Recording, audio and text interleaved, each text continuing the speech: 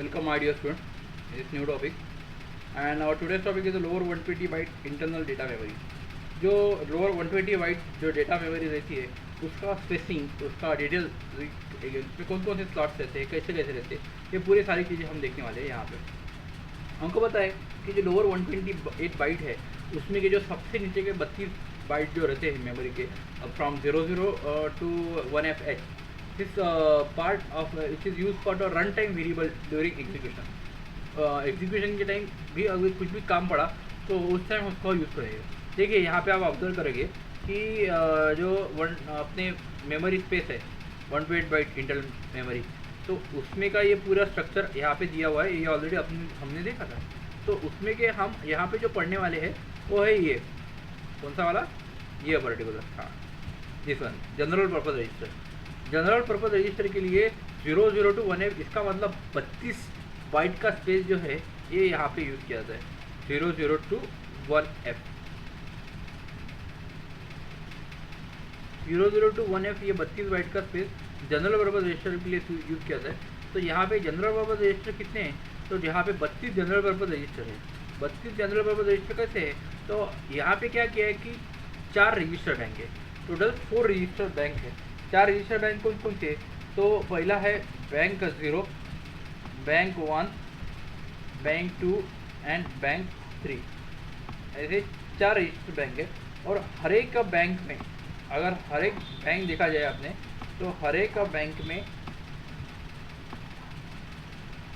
3-3 register है, 8-8 register है। जैसे देखिए ये यहाँ पे ये बैंक का 0 है, बैंक 0 आपके सामने दिख रही, ये बैंक 0 में टोटल 8 रजिस्टर है। 8 रजिस्टर कौन से, तो R0 to R7, इसका मतलब बैंक 0 में 8 रजिस्टर, R0 to R7, ठीक है, R0 to R7। वैसे ही 8 रजिस्टर इधर, वैसे ही 8 रजिस्टर इधर, 8 रजिस्टर इधर, ऐसे टोटल 8 4 32 रजिस्टर यहाँ पे अवेलेबल है। और हर एक रजिस्टर की बाइट की जो वैल्यू है, स्ट्रेंथ है, वो है 1 बाइट का।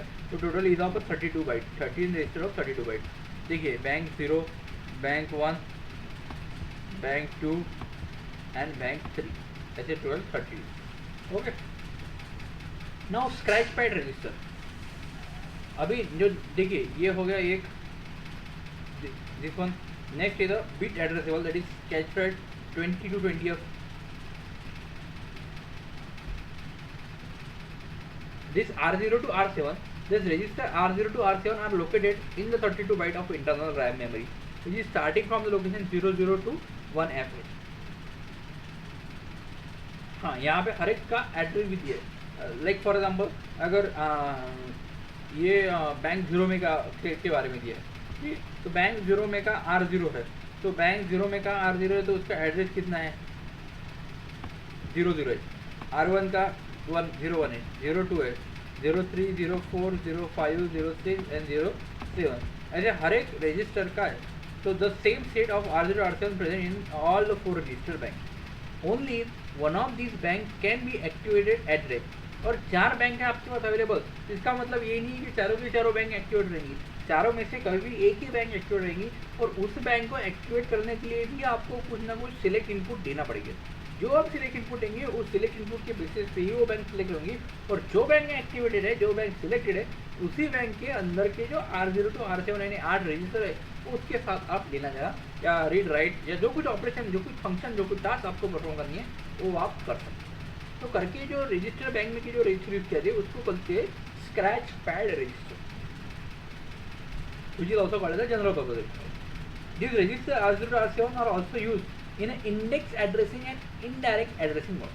दो एक्चुअली कैसा है, प्रोग्रामिंग के टाइम में जब आप इंस्ट्रक्शन देखेंगे तो इंस्ट्रक्शन के समय आपको ये पूरी चीज़ें क्लियर हो जाएंगी।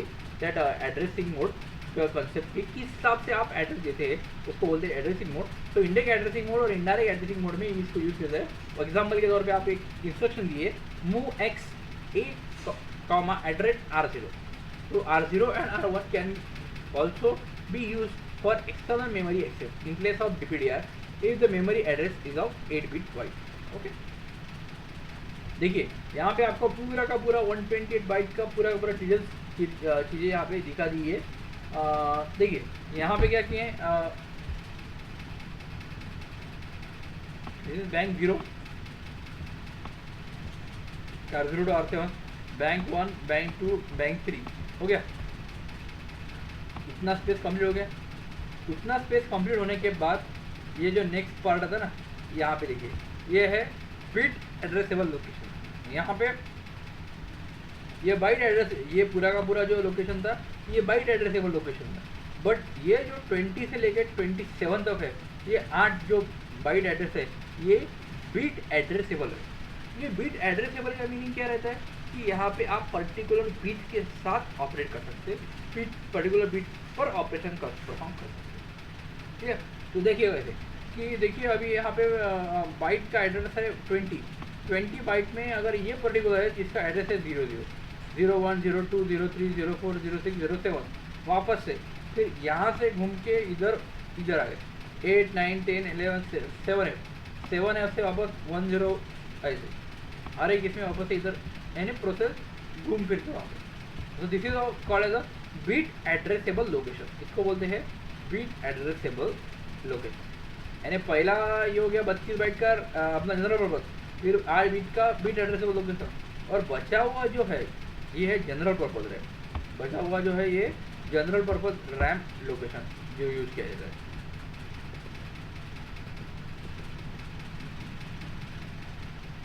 This bit addressable is the next 16 bit of is 20 to 20 FH. It is a very useful for some application which required remember only binary event. जब कभी आपको boolean ऑपरेशन या बाइनरी ऑपरेशन करना होगा तो उस टाइम आपको वो बिट एड्रेसेबल लोकेशन की जरूरत पड़ने वाली है। Such events can be easily processed by using the bit rather than the wasting of the complete byte location. An addressable bit is specified by its bit address. This 16 byte can either be used as a 16 byte variable or 16 into 8, that is 128 byte variable. This space cannot be used as a bit and byte storage simultaneously as it may cause memory corruption. This will be the details structure of that bit addressable location. ये पूरा का पूरा है from 20 to 20 FH. That is a bit addressable. Clear? Find out to which by each of the following bits belonging to the address of the RAM by its hex. Use the previous diagram. Now जैसे बोला है यहाँ पे set 42H, set B42H. Now यहाँ पे जो B है ना, ये B सबसे बड़ा रोल प्ले करता है सेट में। ये बीट सेट B42 का मीनिंग क्या रहता है कि भाई यहाँ पे 42 जो है ना उसको सेट करो ना। 42 कहाँ पे, तो 42 ये यहाँ पे, इसको ये जो बीट है ना इसको सेट करो। इसका मतलब इसको 1 करो, ये अगर 0 होगा तो 0 होगा तो उसको 1 करो, 1 होगा तो 0 करो, जो कुछ। ठीक है, क्लियर 67 का मीनिंग क्या होता है कि जो ये 67 जो है ना ये इसको क्लियर करो। क्लियर मीन्स यहाँ पे कुछ भी हो, यहाँ पे क्या आना चाहिए 0। सेट B5H, इसका मतलब क्या है कि सेट B5 यानी ये जो है ना यहाँ पे कुछ भी हो यहाँ पे 1 आना चाहिए। ये सारे अलग अलग उसके। Whenever code set B P1.0 is assembled, it becomes set B98.